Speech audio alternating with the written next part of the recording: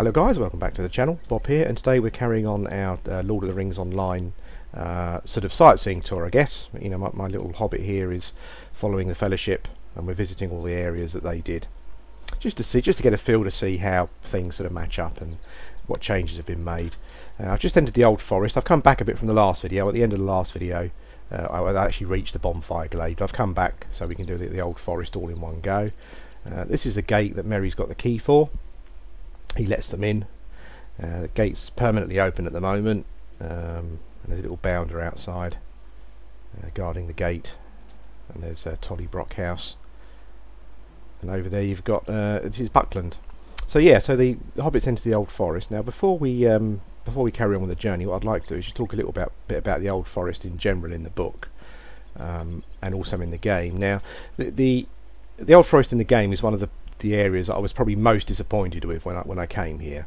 Even taking into account all the gaminess, you know, and the fact that each area needs to be, you know, because I mean it is a game. It's not a sightseeing tour, which is what I'm on.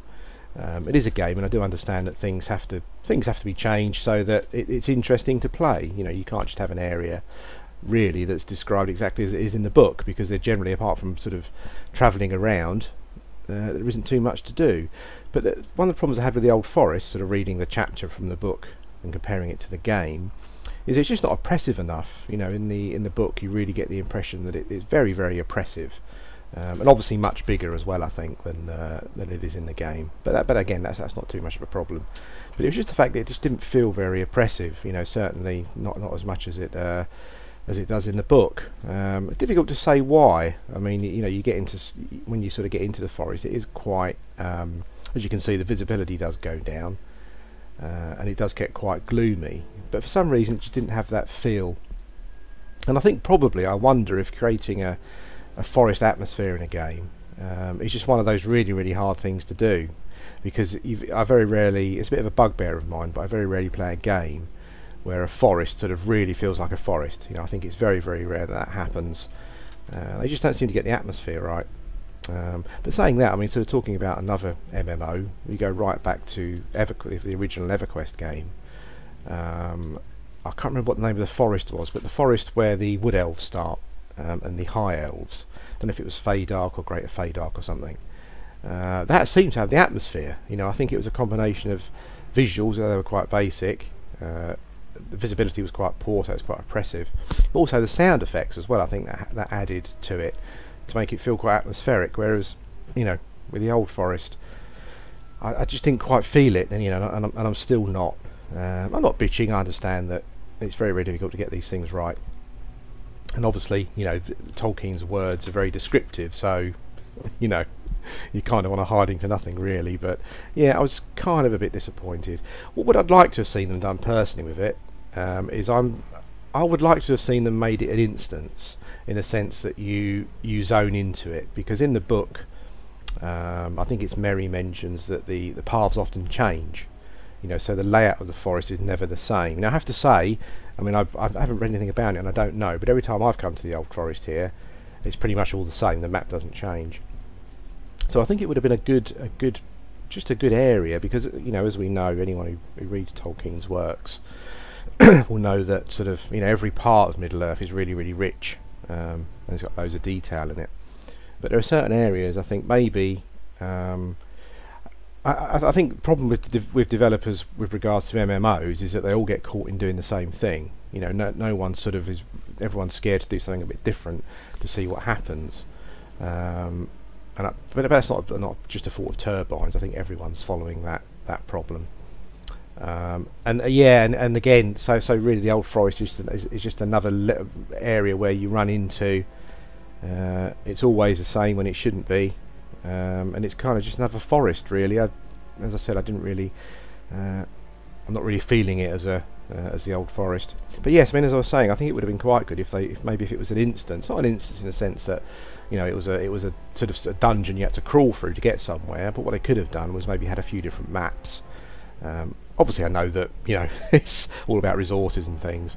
But even if you sort of took the same map and maybe blocked a bit off and made another sort of, you know, another another sort of pathway sort of leading somewhere else.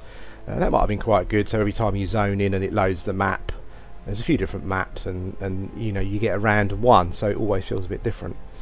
But they didn't do that, and it's just how it is. So I'll stop whinging and get on with the journey. Now I think we're coming up to, I think this is the Bonfire Glade, if I get it right. Yeah, this is Bonfire Glade.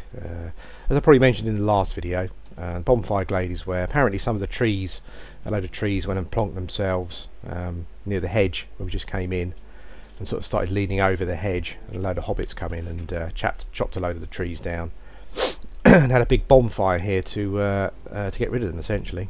So yeah, I guess in a similar way to Fangorn Forest, they kind of give the impression that some of the trees are alive and they move about, and that is actually reflected in the game, because there are certain areas where you've got sort of like the trees that you can attack and attack you. This is Bonfire Glade. Before we get to the Bonfire Glade, I think the journey is obviously a lot longer from the hedge to the Bonfire Glade in the book. It's pretty. I think this is where the hobbits first sort of feel maybe that they've made a bit of a mistake coming into the old forest, as it's quite oppressive. I think at one point Pippin lets out it's like an oi oi shout as he's feeling a bit sort of tense. But the Bonfire Glade is a section that they reach first.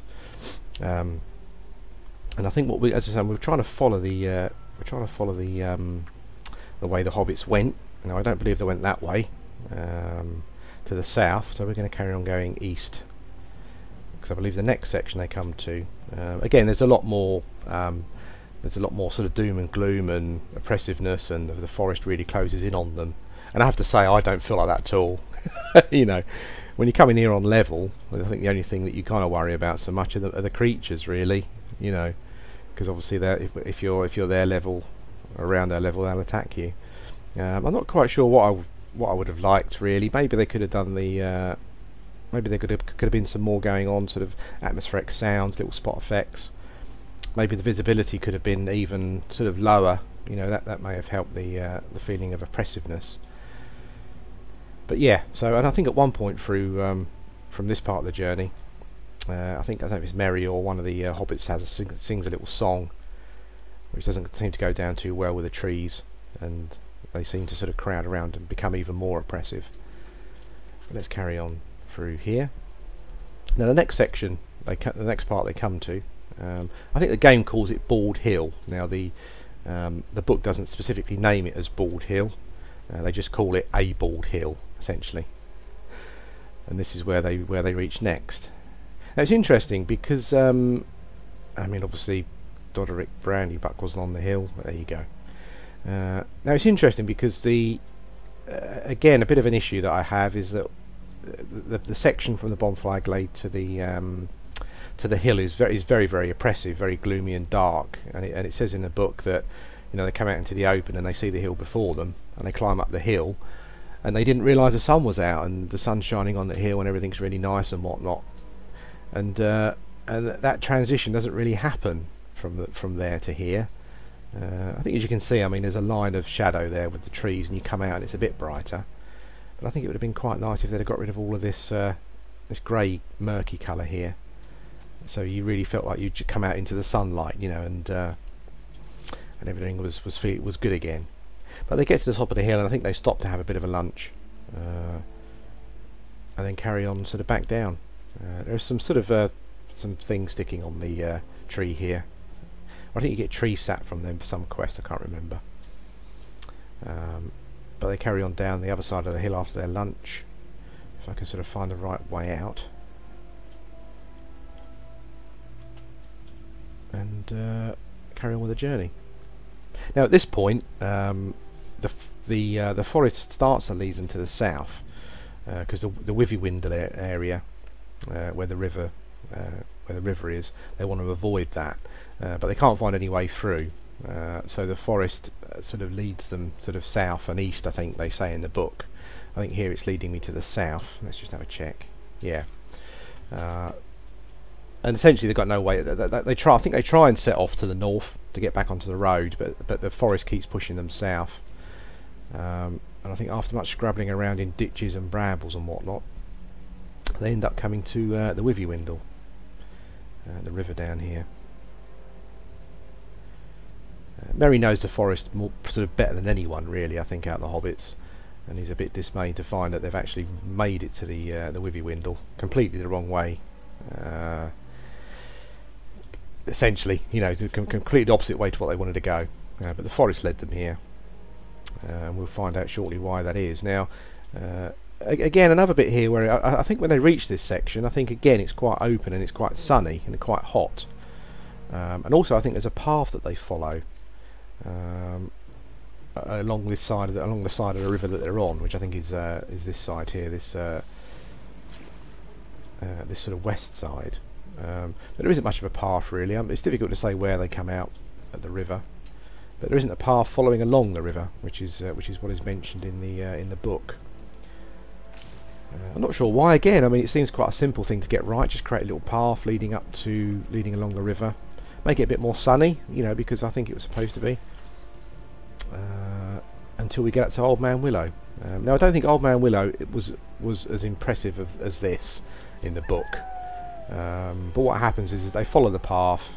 They kind of end up around Old Man Willow, and I can't imagine if they were if they came across this, they'd go anywhere near it. To be honest, I think there's an exaggeration on Turbine's part with regards to what Old Man Willow looks like. But essentially, they get to this point, and their energy and all their willpower gets sort of sapped out of them, and they end up falling asleep. And I think I think Frodo and Sam kind of rest down near the river. Sam thinks he's been pushed in at one point and someone's trying to drown him, or maybe that was Frodo, I can't remember. But Merry and Pippin sort of sleep, put their backs up against Old Man Willow, and as we know, sort of, you know, Frodo and Sam wake up to find that Merry and Pippin have sort of been dragged inside the tree. Now again, it's a shame, but there's no I suppose it would have been nice if there were maybe a couple of little cracks somewhere, or maybe a couple of sort of obvious places where a hobbit might sit down and rest his back against, sort of maybe in a little bit of a sort of an arch or a shade in the tree that could close up around them. But again, there's nothing here. I mean, again, I'm trying to be as uncritical as I can, but I think this is a pretty poor part of the game, poor representation of the game. As I said, Old Man Willow is far over exaggerated.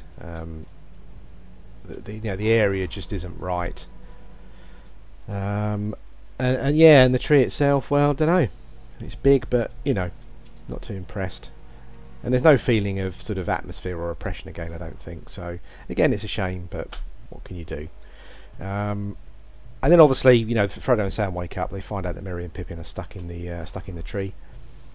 I think they think about starting a fire first, but I think Merry and Pippin sort of tell them that Old Man Willow said he's going to crush them to death if they don't put the fire out. And so they run around panicking, shouting for help. And this is where Tom Bombadil obviously comes along and helps them out. He sort of takes a branch to Old Man Willow, sings him a little song, I think, through the gap. Old Man Willow obviously knows who Tom Bombadil is. You don't mess with Tom. Merry and Pippin get thrown out the tree, and that's it. They've been rescued. And Tom sort of agrees to take them along to his house. And again, sort of we're in a section where, well, I mean, I know where Tom's house is. It's just up there. But again, we're in that section again where, well, nothing like the book. I mean, it doesn't mention that they have to go swimming in the river to get to Tom's house. I think there's probably a path that they follow. Again, I don't know why. Is there a path up there? Actually, maybe I'm doing the game an injustice. Let me see if I can find a path along to Tom's house. So yeah, so if we say that we've just been rescued by Tom, I think Tom goes running off ahead and you can hear him singing. And we follow a path. And I'm pretty sure it does say that it's a path. I think at some point it mentions that there are sort of there are little white stones bordering the path. But we'll go up here. I'm not sure if we can reach Tom's. Yeah, see, again, I don't know. That doesn't look like the right way to me, so I'm gonna drop down and go through the river. Did I use my safe fall there and I fell off and I still hurt myself, so I don't quite know what happened there. Anyway, Tom runs off. The hobbits follow Tom. And actually, there is a little path just up here. I'm not sure if it mentions them crossing a bridge. I don't remember that. But there is a little path going up here to Tom's house. So I guess there is a bit of a path. If we try and give the game the benefit of the doubt. In this bit there is a path. Oh, and here we go. Look, there is a little path here with little white stones as well. So yeah, that's okay. So I take that back. I'm not quite sure how we would have got there from the tree, from Old Man Willow. Maybe if I keep following this, it would take me around to the tree. Maybe if I'd have followed that other path that I came along for a bit longer, that may have been the way to go. Yeah, it looks like it may have been. Maybe, maybe not. I don't know. Anyway, if we'll say this is the path that the hobbits get on to when they're following Tom, and then they end up at Tom's house. Now again, I mean, I perfectly understand from a gaming point of view that these things happen, but when I first reached here, I was horrified. Because I'm a bit of a lore junkie, I guess, and I kind of quite like things to be reasonably right. And I remember the first time I reached Tom Bombadil, and there were just people everywhere, in and out of his house, running around, talking to him, getting quests or something, I don't know, and I'm thinking, this is terrible, what the hell have they done? I'd rather they just didn't have Tom Bombadil in the game, to be perfectly honest with you. So taking a step back, you think to yourself, well, it is a game, Tom is a major character in the book, to a certain extent, he plays a little part, and his part is quite interesting, but I couldn't believe I saw all these elves and dwarves and men and God knows what else running around. It really did sort of horrify me. And I still don't like it now. I mean, actually, I don't really... when I first came here, I just kind of left immediately. I thought, well, this is just... oh, bloody hell. Well, that was useful, wasn't it, Bob? Anyway, as I was saying, when I first reached Tom's house, I just sort of quickly just left straight away. I sort of had no interest in it. It really did spoil it for me. Maybe they could have just... I don't know what they could have done. But I don't think you can have... You can't have elves and dwarves and hobbits and men just sort of running up to Tom's house, freely chatting to him and stuff. That just doesn't happen. I wasn't happy with that bit. So I think we'll end our this part here, part 3. We'll end it at Tom's house. We're going to spend some time with Tom, as Frodo and Sam did. Maybe he'll make us a nice lunch. Might even get to meet the lovely Goldberry, maybe. Although I don't think she's here. I'm not going to go in Tom's house because that's just plain rude. Yeah, and I do apologise for the negativity of this particular part, but it's one of my favourite bits in the book. And although I understand it must have been really difficult to even sit down and contemplate coming up with creating the Old Forest, I think a lot of it was quite slapdash, and I don't think it was given the... I don't feel that it was given the time maybe that it could have been, that some other areas did, because it could have been so different. As I said, it could have been a zone that you zoned into, and there are a few different maps, and the quests inside, I mean, you have to have quests inside the Old Forest. Maybe they just could have come away from what everyone else does. I'll just kill 10 of this and 4 of that, and maybe try to do something a bit different with it, just something that's sort of another developer hadn't done before. But there you go. That's easy to say when you're not creating these things. Anyway, that's the end of part 3. We're at Tom's house, and obviously the next section we'll be leaving Tom and going into the I'm not sure how far we'll get, but we'll be going into the Barrow Downs. Oh, it's Tom's ever to dance. Oh, now good day, merry friends. Good day, Tom. There he goes. What a gay chap. Super duper.